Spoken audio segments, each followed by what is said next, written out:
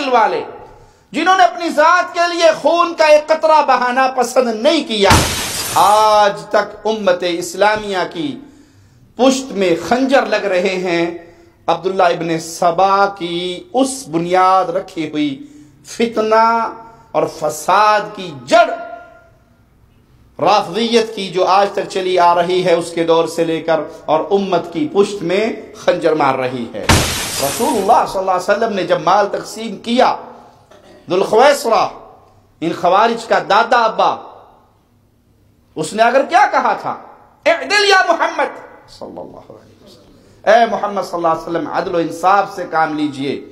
آپ نے کہا ہلاک ہو جائے تو، برباد ہو، اگر محمد عدل نہیں کرے گا تو کون عدل کرے گا؟ اور یہ جرم ہو میرا، مجھے قتل اس وجہ سے کیا جائے کہ میں ابو بکر، عمر، عثمان، علی، صحابہ اور اہل بیت کی عظمت بیان کرتا ہوں اور دشمنوں کے سامنے سیسا پلائی ہوئی دیوار بنا ہوا ہوں، دلائل کی بنیاد میں مجھ سے کوئی جیت نہیں سکتا۔ اس جرم میں اگر کوئی مجھے مار دے تو احسان الہی کے لیے اس سے مبارک موت کون سی ہوگی؟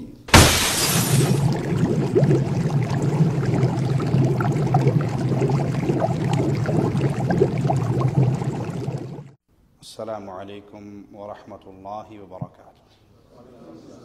ان الحمد للہ نحمده ونصلی علی رسولہ الکریم۔ اعوذ باللہ من الشیطان الرجیم، بسم اللہ الرحمن الرحیم۔ قل هو اللہ احد اللہ الصمد لم یلد ولم یولد ولم یکن له کفوا احد۔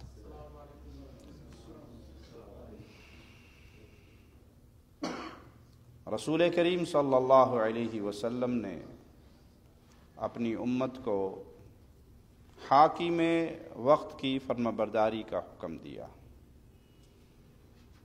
آپ نے فرمایا میرے بعد تم اختلافات دیکھو گے،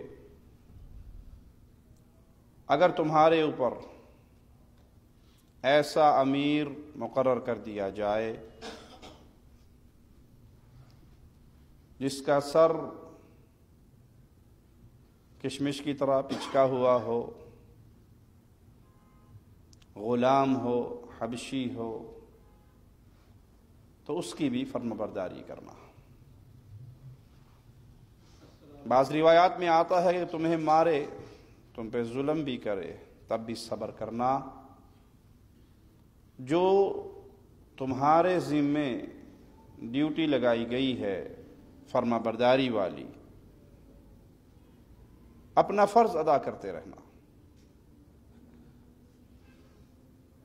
اور جو حقوق ہیں تمہارے وہ اپنے اللہ سے مانگتے رہنا۔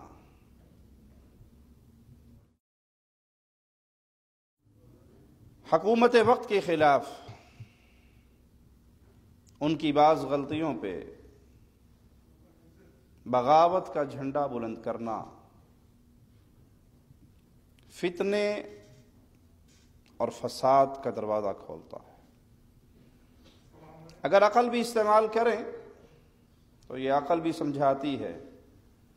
ایک گروہ وہ ہے جو بغاوت کے لیے آمادہ ہے، خالی ہاتھ، ان کے ہاتھ میں کچھ ہے نہیں، اور ایک گروہ وہ ہے حکومت کا جس کے ہاتھ میں ساری قوتیں ہیں، طاقت ہے، فوج ہے، اسلحہ ہے، پولیس ہے۔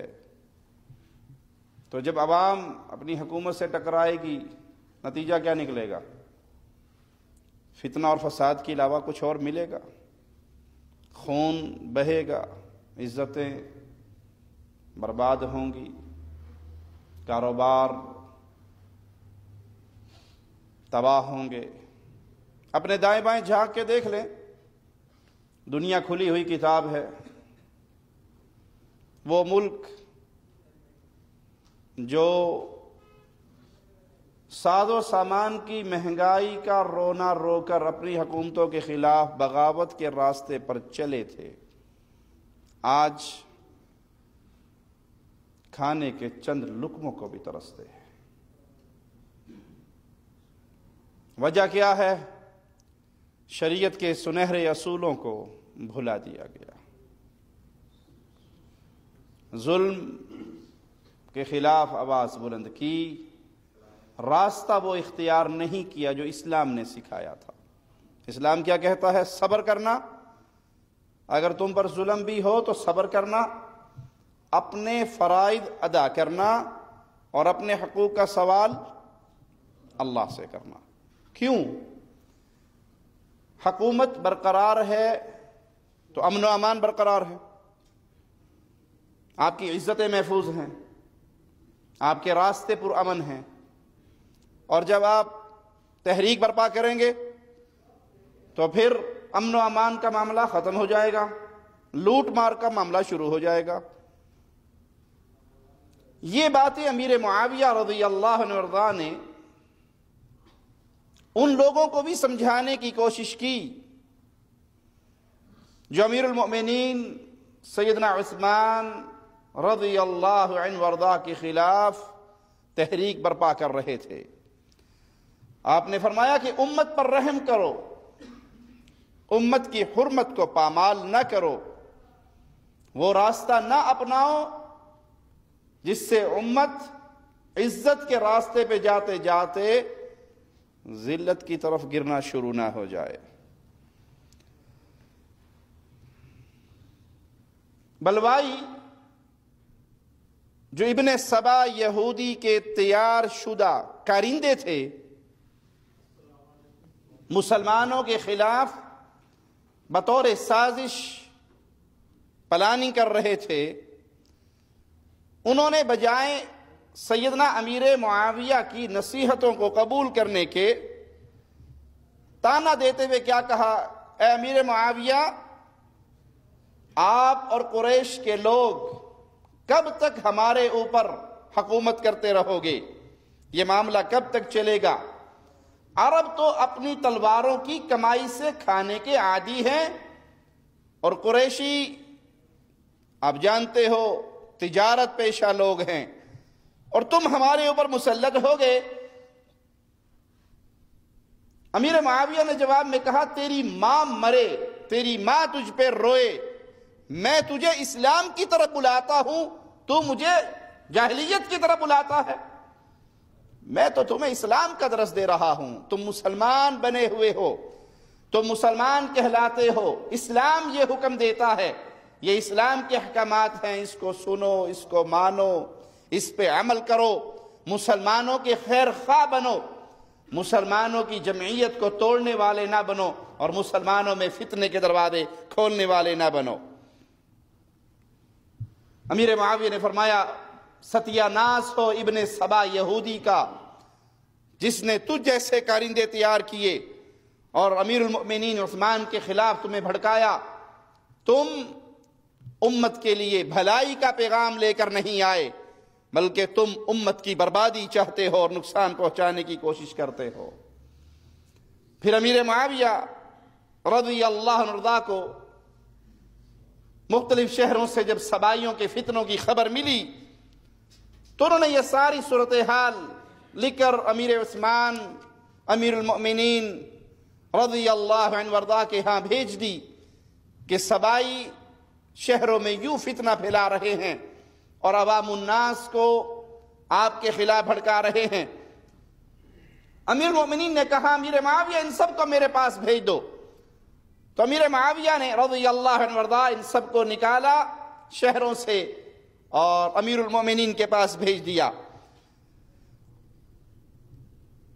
امیر معاویہ کے پاس سے نکل کر یہ خالد ابن ولید رضی اللہ عنہ وارضاہ کے فرزند امیر عبد الرحمن کے پاس آئے، جن کو امیر معاویہ نے ہی مقرر کیا تھا۔